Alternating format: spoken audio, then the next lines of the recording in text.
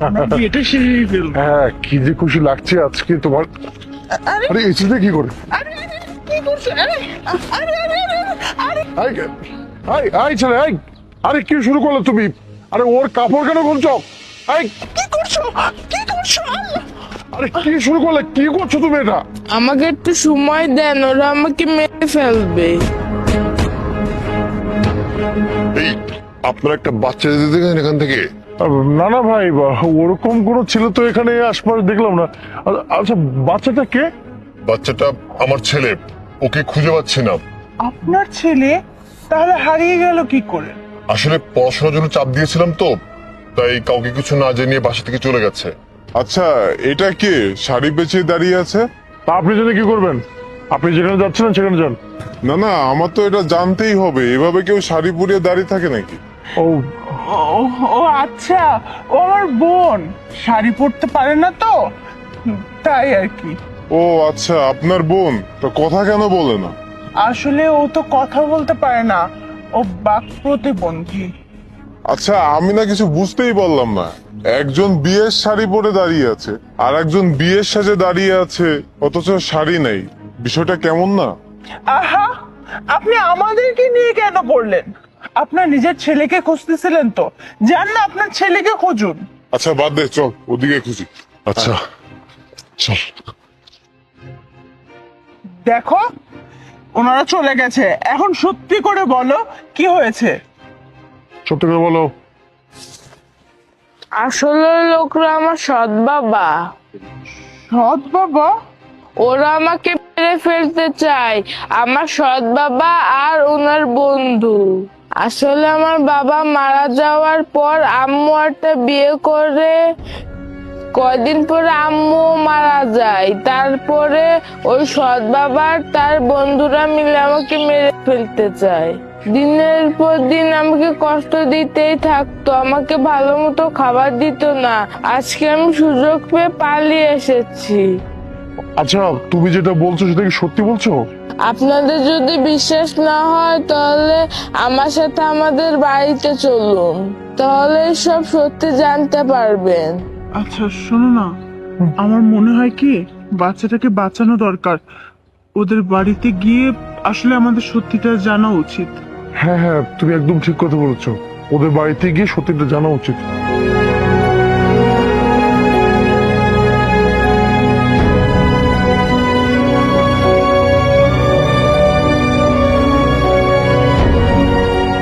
Sheet, আজকে ছেলেটাকে মারতে পারলাম না, বুঝলি? মিস হয়ে গেল রে।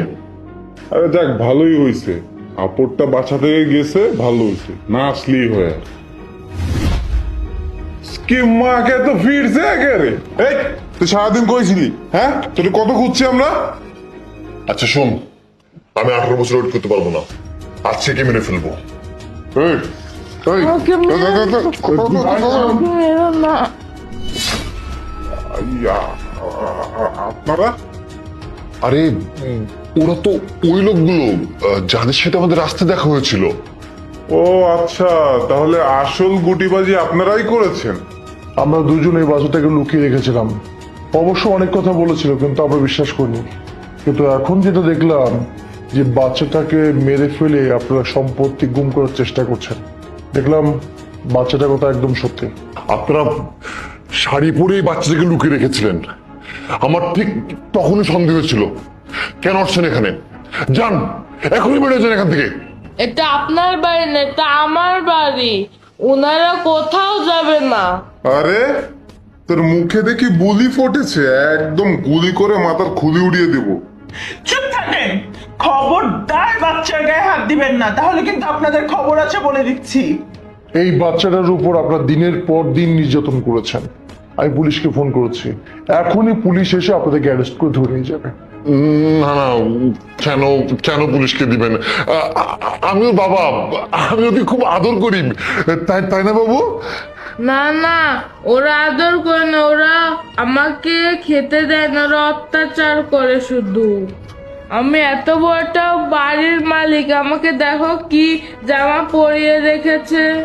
আচ্ছা, আপনার এই মাসুম বাচ্চাটার মুখের দিকে একবার তাকিয়ে দেখেছেন? ওর মুখে কতটা মায়ায় ভরা। হ্যাঁ, আপনারা কি করে পারলেন মেরে ফেলার চিন্তা ভাবনা করতে? এতিমদের সম্পত্তি আত্মসাৎ করা হারাম। আমাদের নবীজি বলেছেন এতিমদের সবসময় সহানুভূতি দেখাতে, আর আমাদের দেশেও তো নিয়ম আছে এতিমদের সম্পত্তি কখনো মেরে খাওয়া যাবে না। তাহলে আপনি এই কাজটা কিভাবে করলেন? আসলে আমাদের এমন করা উচিত হয়নি। আপনি আমাদের প্লিজ মাফ করে দেন। আমরা আর এমন ভুল কখনো করব না। হ্যাঁ, আমিও ক্ষমা চাচ্ছি। এমন ভুল আমরা আর কখনো করবো না। প্লিজ আমাদের পুলিশে দিবেন না। আমরা চাই। প্লিজ। হাই, এক পাও বাড়াবেন না। আমি পুলিশকে ইনফর্ম করেছি, পুলিশ কিছুক্ষণের মধ্যে চলে আসবে। আপনারা যে অপরাধ করেছেন তার কোনো ক্ষমা হবে না, এক্ষুনি চলে আসবে। আপনারা এখানে দাঁড়িয়ে থাকবেন। আপনাদের অনেক ধন্যবাদ, আপনারা আমাকে বাঁচিয়েছেন। ভাই প্লিজ ভাই, আমাদের মাফ করে দিন ভাই, আমাদের ভুল হয়ে গেছে। আর একটাও কথা বলবেন না আপনারা। আপনাদেরকে কিছুক্ষণের মধ্যে পুলিশ এসে ধরে নিয়ে যাবে, তখন বুঝবে যে আপনারা কি অন্যায়। স্যার আপনার পানি। বাবা,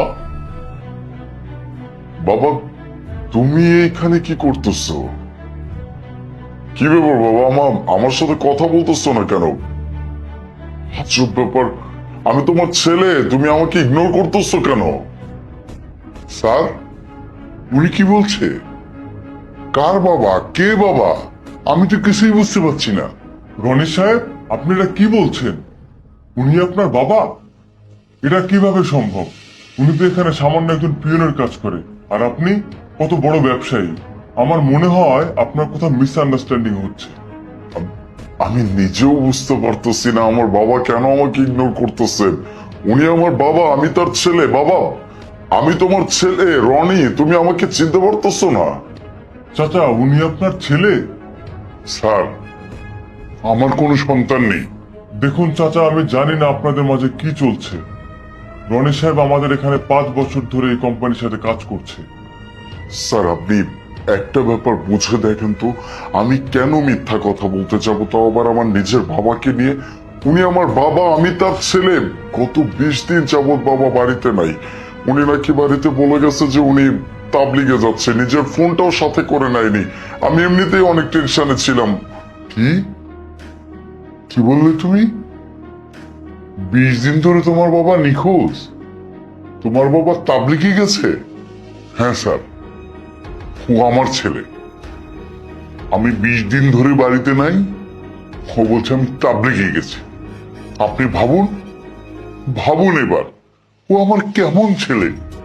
বাবা আমি সত্যি বলতেছি, আমি এটাই জানি। 1 মিনিট চুপ কর। তুই যদি 2 ঘন্টার জন্য নিখোঁজ হতি না, তাহলে আমি তোকে ফোন করে পাগল করে দিতাম। আর আমি 20 দিন ধরে নিখোঁজ, তুই আমার কোনো খোঁজ নিছিস? বাবা আমি তোমাকে সত্যি বলতেছি, তানহা আমাকে এইটাই বলছে যে তুমি 20 দিনের জন্য তাবলিগে গেছো আর তুমি কোনো ফোন নিয়ে যাওনি। আমি সত্যি অনেক চিন্তায় ছিলাম। তুই চিন্তায় ছিলি? না, আমার তো মনে হয় না তুই চিন্তায় ছিলি। আমি তো এখন দেখতে পাচ্ছি আমাকে পেয়েই তুই চিন্তিত হয়ে গেছিস। বাবা এমন কেন হতে যাবে? এরকম কিচ্ছু না। তুমি বিশ্বাস করো, আমি তোমাকে অনেক খোঁজারও চেষ্টা করছি, আমি তোমাকে খুঁজছি পর্যন্ত। না, তুই শুধু আমার ছেলে নয়, তুই আমার অযোগ্য সন্তান। তোর বউ মাত্র 2 বছর হলো আমাদের বাড়িতে আসছে, সে তোকে বলেছে আমি তাবলিগে গেছি, আর তুই সেটাই বিশ্বাস করলি? ঠিক আছে, তুমি ভাবলা তোমার বাবা ফোন নিয়ে যায়নি, ঠিক আছে, কিন্তু অন্য কোনো ফোন থেকে তো আমি যোগাযোগ করতে পারতাম। এমন বাবা তো আমি নই। আসলে আজ তুই আমাকে দেখে বিব্রত হচ্ছিস, সেই জন্য তুই এমন করছিস। যে বাবাকে তার ঘর থেকে তার ছেলের বউ বের করে দেয়, সেই বাবা আজও বেঁচে আছে কিনা আমি জানি না। কি তানহা তোমাকে বাড়ি থেকে বের করে দিচ্ছে? না না, এটা তো আমার বিশ্বাসই হচ্ছে না। ও এমন কাজ কেন করবে বাবা? আমি কখনো ভাবিনি তুই মিথ্যে বলবি। আমি তোকে মিথ্যে বলতে শিখিয়েছিলাম? না, আমি তোকে সত্য বলতে শিখিয়েছিলাম। তুই কার সাথে মিথ্যে বলছিস? এই বাবার সাথে? আরে বোকা, কি এতটুকু তো ভাব, তুই কার সামনে বসে কি বলছিস? বাবা, আমি তোমাকে কতবার বলবো, একটা কথা আমি তোমাকে বারবার বলতেছি, তা না আমাকে এইটাই বুঝছে। আমি তোমাকে আর কতবার বুঝাবো, কতবার বলবো? ঠিক আছে, আমি দেখছি। স্যার, আমাকে 2-1 ঘন্টার জন্য ছুটি দিন স্যার। চল, তুই এখন আমার সঙ্গে চল। আজই আমরা বৌমনির কাছে যাব। তুই বৌমনিকে জিজ্ঞেস করবি কেন সে আমাকে তাবলিগে যাওয়ার জন্য টিকিট হাতে ধরিয়ে দিয়েছিল। আমি ঘনাক্ষরও এটা চিন্তাও করতে পারি নাই যে তানহা তোমাকে বাড়ি থেকে বের করে দিচ্ছে। ও আমাকে যেটা বলছে আমি সেটাই বিশ্বাস করছি, কারণ আমি তো কখনো কল্পনাও করতে পারি নাই যে ওই মেয়েটা তোমাকে এইভাবে বাড়ি থেকে বের করে দিতে পারে। স্যার, আমাকে 2টা ঘন্টা সময় দেন। আমি জাস্ট বাবাকে নিয়ে বাড়িতে যাব, সব কথা শুনবো, তারপরে আবার চলে আসবো। ঠিক আছে, তাহলে আপনারা আসুন। চলো বাবা।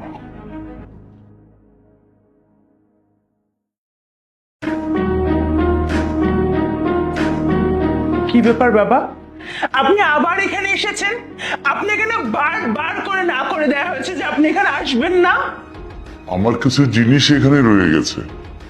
রনি আমাকে বারবার করে না করে দিয়েছে যাতে আপনি এখানে আর না আসেন, আর আপনি আসলেও যাতে দরজা থেকে বের করে দেওয়া হয়। বের হয়ে যান, বের হয়ে যান। আমার বাবাকে আমি বাসা থেকে বের করে দিতে বলছি। তুমি এই সময় বাসায়? এখন বুঝতে পারলি তো তোর বউ আমাকে কিভাবে বাড়ি থেকে বের করে দিল? আর নিজেই তো শুনলি আমাকে সে কিভাবে তাবলিগের টিকিট ধরিয়ে দিয়েছে। আমার ঘৃণা লাগতেছে যে তুমি আমার স্ত্রী। ছি ছি ছি ছি, আমার বাবার সাথে তুমি এরকম আচরণ করছো? তুমি আমার বাবাকে নিয়ে আমাকে মিথ্যা কথা বলছো। আমার বাবাকে তুমি বাড়ি থেকে বের করে দিয়ে আমাকে বলছো আমার বাবা তাবলিগে চলে গেছে, ফোন পর্যন্ত নিয়ে যায় নাই। আমি তোমার কথা চোখ বন্ধ করে বিশ্বাস করছি। কেন জানো? কারণ আমি তোমাকে বিশ্বাস করি, আমি তোমাকে ভালোবাসি। কিন্তু সেটার মর্যাদা তুমি রাখতে পারো না। আমার বাবার সাথে দিনের পর দিন তুমি এমনই আচরণ করছো। আমার অগোচরে তুমি আমার বাবার সাথে এরকম অত্যাচার করছো। না, এত সবকিছু জানার পরেও তোমার মতো মেয়ের সাথে সংসার করা যায় না। এখন তোমার সাথে আমি এত কথা কেন বলতেছি? আমি যার সাথে কথা বলতেছি সেই মানুষটার ভিতরের মনুষ্যত্বই তো মরে গেছে। এরকম মানুষের সাথে কথা বলার আমার কোনো ইচ্ছা নেই।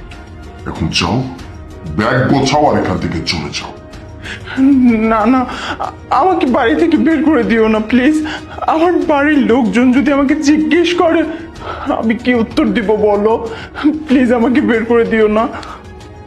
আমি আর একটাও কথা শুনতে চাই না, কোনো কথা আমি শুনতে চাচ্ছি না। আমি বলছি এখান থেকে বের হয়ে যেতে। বেরো। আর আমাকে মাফ করে দাও রনি, আমার না অনেক বড় ভুল হয়ে গেছে। আমি তোমাকে কথা দিচ্ছি আমি এরপর থেকে এত বড় কি আমি কোনো ভুল করব না। প্লিজ আমাকে একটা বার সুযোগ দাও। ভুল? কিসের ভুল? তুমি কোনো ভুল করো নাই। তুমি যেটা করছো এটা হচ্ছে ক্রাইম। তুমি অন্যায় করছো, আমার বাবার সাথে অন্যায় করছো, আমার সাথে অন্যায় করছো, আমার বিশ্বাস দিয়ে খেলছো। আমি তোমাকে এইভাবে ছাড়বো না, আমি তোমাকে মাফও করবো না। কি ভাবো তোমরা? হ্যাঁ, সরি বললে সবকিছু সমাধান হয়ে যায়? নেভার। আমি বলছি না এখান থেকে চলে যেতে। এখনো পর্যন্ত তোমার কপাল ভালো যে আমি তোমার গায়ে পর্যন্ত হাত তুলে নেই। আমি শুধুমাত্র মুখ দিয়ে কথা বলতেছি আর এখান থেকে চলে যেতে বলতেছি। আমার মটকাটা গরম হওয়ার আগে এখান থেকে চলে যাও, নয়তো কি হবে সেটা কিন্তু আমি নিজেও জানি না। বেরো। কিন্তু রনি, আর একটা কথাও না, বেরোয় যেতে বলছি। আউট।